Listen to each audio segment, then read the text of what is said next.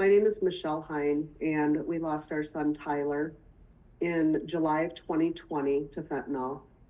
He was only 23 and a half years old, and he was the light of so many people's lives. My name is Kate Sloan.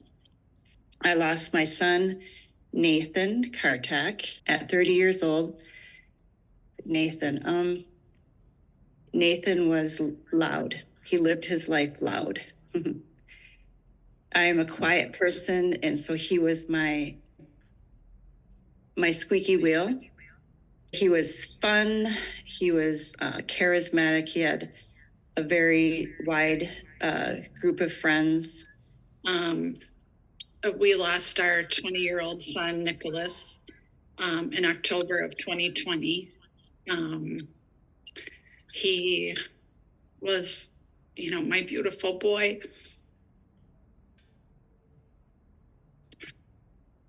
He was a great kid. When he was young, he got the nickname of Smiley because he was always smiling and happy. And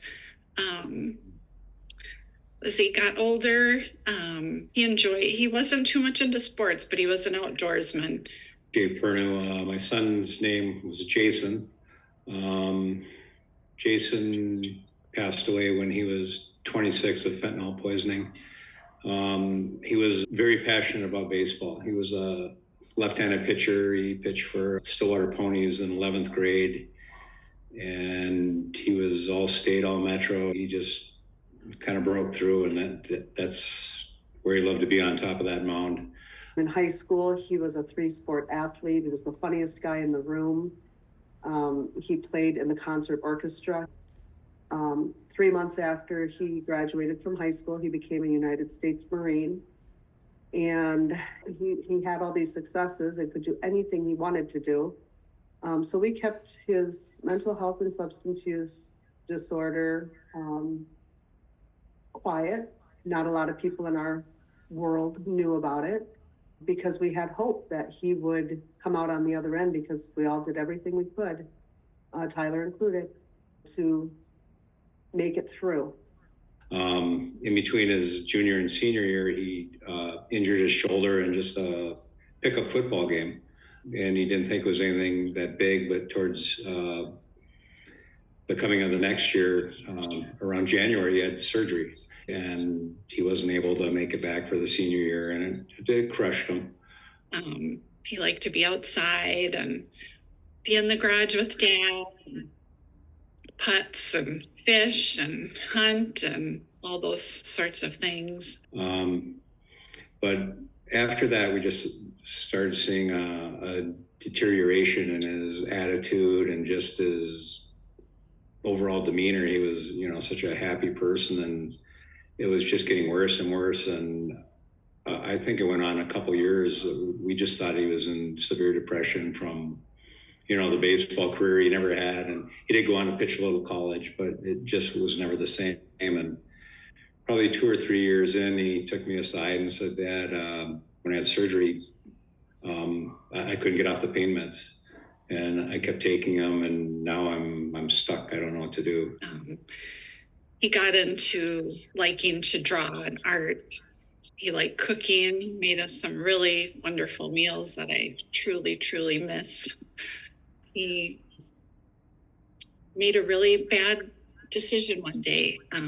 He did struggle with substance use disorder for a few years.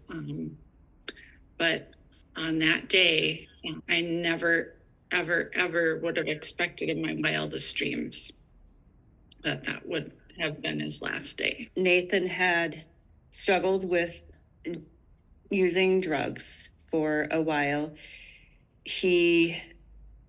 I received a phone call about 7 months before he died, and he said, I'm done. I'm tired of living like this, and I want to get help.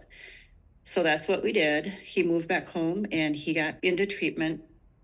And so I was thinking that we finally made it across the finish line, that we were going to be okay. And then one morning, one morning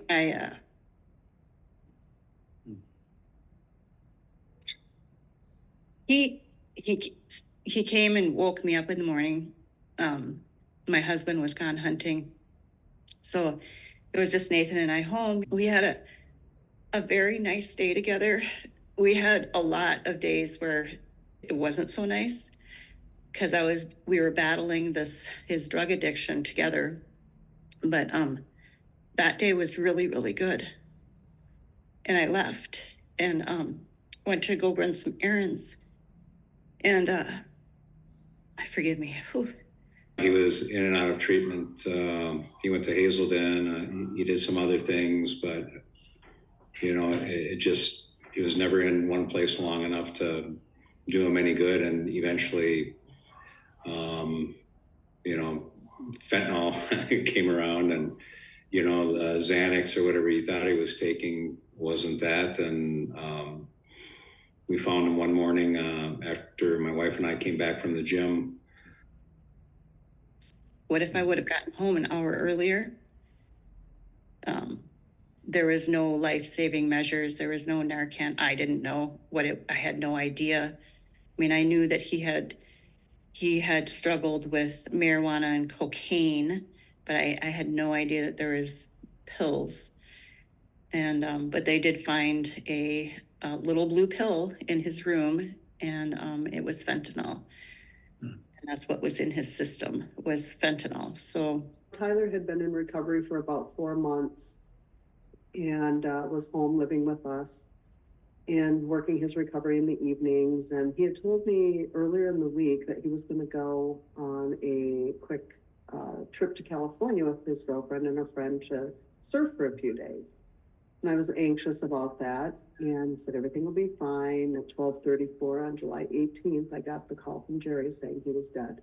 And our neighbors came over to the house and found him. Music was on, clothes were in the washer and dryer. He had everything laid out, his yoga mat, all of his hiking stuff, his surf stuff, his art and materials, anything that he would want to have with him always. He was ready to go. So that tells us all that he did not plan on leaving this earth that day. And that's what is so enraging for all of us, is that if this fentanyl wasn't in our country, this wouldn't have happened. Unfortunately for him and for us, his dealer friend had reached out to him during the time he was in recovery. And we even have texts of him trying to get his friend to get some help and get into some type of program. And, a dozen times later, Tyler said sure and hooked up with him, and that was his last motorcycle ride. The man was convicted and put in prison for 86 months. But I guess the only reason it helps us is because he's not, during this time, he's not another dealer on the streets. And when he passed away, we decided right then and there, my husband Jerry, my daughter Alex, and I, that we weren't going to hide it. We were going to be honest about what happened. And we've been fighting ever since. So we're calling this roundtable, If I Only Would Have Known. And several of you have already commented on how you maybe didn't even know fentanyl was a thing. And the question I have for all of you is there anything that you might be able to say that might help other parents? I wish I would have known about this lethal drug in the illicit supply chain, because I knew he was going to the streets. I knew that he was, trying to find stuff to make him feel better, to take the pain away, the mental pain, the physical pain, whatever it was. Had I known back then what I know now, I think one of the key things that I just missed was his mood changes and just assuming it was something else. I automatically, I assumed it was, some kind of depression from his injury, but there's other things. When Nick was in middle school, which, 6th, 7th, 8th grade, he started to kind of withdraw a little bit, not be like his perky, fun self. Had a lot of anxiety at school, and social situations, and like testing at school, which, you know, at first you just kind of think, well, this just might be normal for him. You know, you say, talk to your kids like Suzanne said, and you should, but you know, especially when they're addicted, they're very good at telling you the things that you want to hear. And, you know, you chase these little rays of hope that aren't even there. The battle, the things that you start to deem normal are so not normal. I can totally relate to that. And what I was thinking about when you all were talking was, you know, be nosy. That I wish I would have been more nosy. My son was 30 years old and he was an adult. And so I gave him a certain level of privacy, which I regret. I should have been going through his room. I should have been, you know, checking on him more often while he was here. And, you know, just being more of a pest, just being nosy. You know, you can look back at retrospect. Nathan was 30 when he died. However, I can remember when he was like 15 and I found packets of cold medicine in his room. And I was like, you know, what in the world? Well, he was taking Sudafed. And now I can see that that was probably the beginning of his, you know, he was experimenting with cold medicine. As he got into high school, it was more apparent, like the failing of couple classes, truancy, being late, hard to get him motivated to go in the morning, or those types of things. So then, you know, psychology turned into psychiatry. And they started wanting to give him meds for anxiety. And he was on so many things over a few years. It was mind-boggling. And unbeknownst to us, till things progressed, is, you know, Nick was supplementing with weed while he was taking these prescriptions because he thought it helped.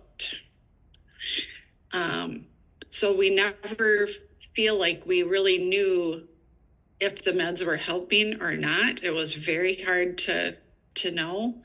And he would sometimes just be like very moody, and we blamed it on the meds or the combination of the meds and him smoking weed. And over time, you know, that just progressed into him trying other drugs. I just wish I would have known. Doesn't mean he'd still be here today. I don't know. But that's not the point. We need to be able to now tell everyone that fentanyl is out there and it's in every illicit street drug. You know, the parents out there that are saying, and they feel terrible for our children, they just feel terrible for us, but they're still saying, but it won't happen to my family or my child. I urge them to think again, rethink that, because none of us thought it would happen to our child, and our children are dead.